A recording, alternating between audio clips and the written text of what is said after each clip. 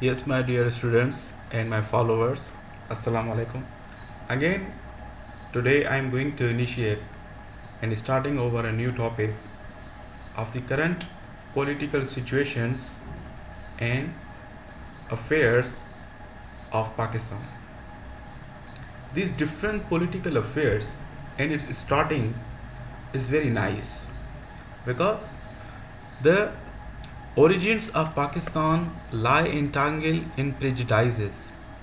Those of us who have witnessed its gestation and later in final emergence have been led to believe in theories which either dried it as the crown and consummation of the British policy of divide and rule in India, or in theories which glorify it as the final fulfillment of a clear, uninterrupted, and separate stream of Muslim political consciousness in Indian history. Because it was the age of independence, its thinking, its beginning, movement starting by the two different Jamaats, beginning from India, Lucknow, Bombay, Calcutta, England. For its higher proportionality figure was get communism and its education from England's famous universities and campuses. It was the aim of communists in its life.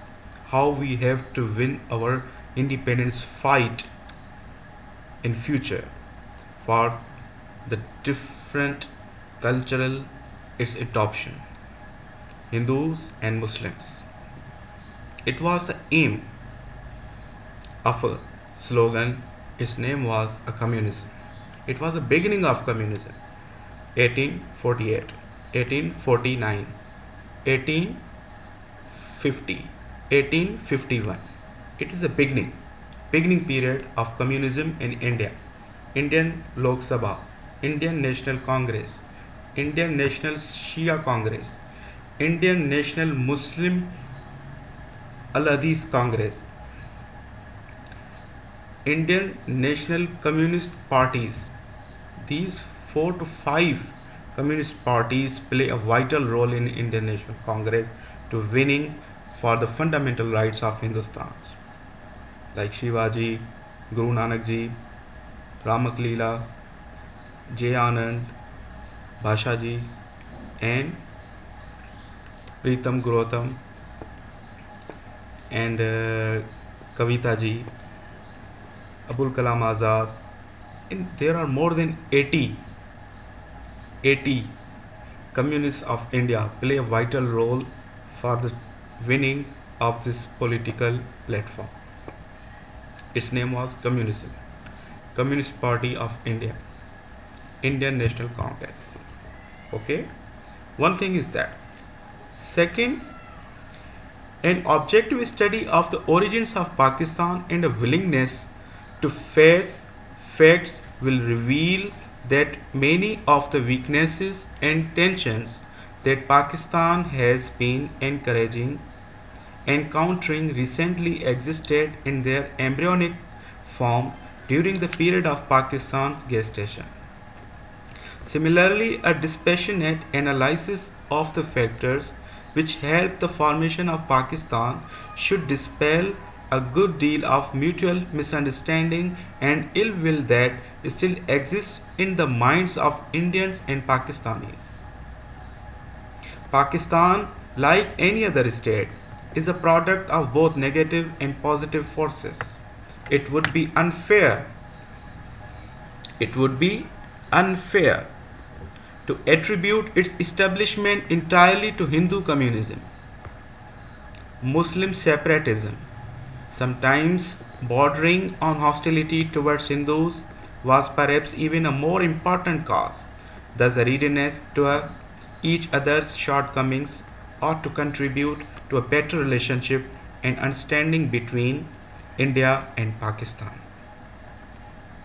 It was a good start for winning a battle of independence.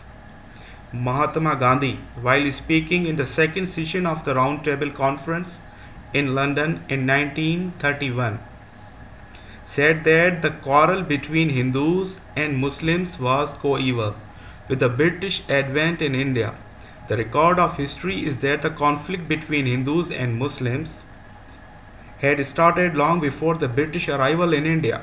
Perhaps Emperor Aurangzeb 1658 1707 was responsible for increasing Hindu Muslim mutiny and tensions by trying to Islamicize the Mughal government. Muslims conscious of their separate religious and ideological identity.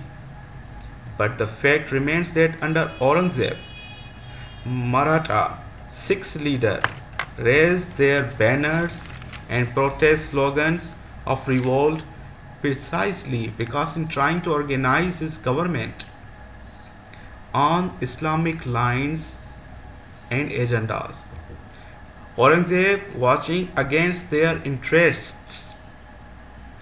Sir Jaddunath Sarkar observation on the role of Shivaji is revealing. What it says Shivaji in its early period of fighting of this independence battle. He says that Shivaji has shown that the tree of Hinduism is not really dead. Is not really dead, that it can rise from being the seemingly crushing load of centuries of political bondage, exclusion from the administrative powers, and legal repression. It can put forth new leaves and branches for us in future. It can again lift its head up to the skies, and nothing something is better than more than it. It was Shivaji. He was a good communist of Indian National Congress. After Aurangzeb's death, Muslim power started disintegrating. How powerful had non-Muslims are over the desperate had become the Muslim position is revealed in the letters of Shah Waliullah when they catch and read it thoroughly, completely in 1703 and 81. So here was the son of Sufi scholar who would have normally passed his life either in meditation, mental depression, teaching Islamic theology. He becomes the one good complex passion for it. But encompassing, it's a good remark in behind of a public. But who felt that he should resort to every possible means to save Muslims from disasters. He did not hesitate to write to Ahmad Shah Abdali, again to come to the risk of Muslims in India, even through the latter was an Afghan outsider. So in short, the Muslim community is in pitiable condition. All control of the machinery of government is in the hands of Hindus, because they are the only people who are capable and industrious, wealthy, prosperous, are concentrated in their hands. And while the share of Muslims is nothing but poverty and misery, at this time you are the only king who is powerful and farsighted and capable of defeating the enemy forces. Certainly, it is incumbent upon you to march to India, destroy Marathas, domination, and risk weak and old Muslims from the clutches of non-Muslims. If God forbid domination by infidels continues, Muslims will forget Islam, and within a short span of time you become such a nation that will never be nothing left to distinguish them from non-Muslims. It has also been alleged that a separate Muslim political movement really started after the British conceded separate electorates to Muslims. The argument runs that here was a deliberate attempt on the part of the British to divide the electorate and thereby the nationalist movement itself. It was the chief reason behind it. It was the big chief mission behind it.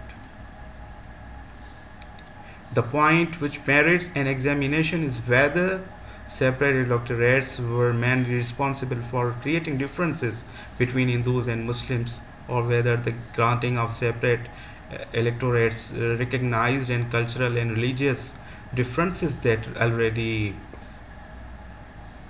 tolerates in us a good recognition. The cultural and religious differences that already existed between Hindus and Muslims, and we differentiate it later behind the independence war, Khilafat movement. As one big example of Maulana Muhammad Ali Johar, Shaukat Ali Johar, Biyamma, Maulana Zafar Ali Khan, and the big reforming educational institutional movement of Sir Syed Ahmad Khan, Aligarh University, is a one good big witness for the good separation of our homeland. It was a one good and peaceful coexistent, devoted mass reformers for Southeast Asia's Muslims. Sir Jaduna Sarkar Shivaji and his Times Calcutta Sarkar 1952 390 page, he repeated again, Shivaji has shown that the tree of Hinduism is not really a dead.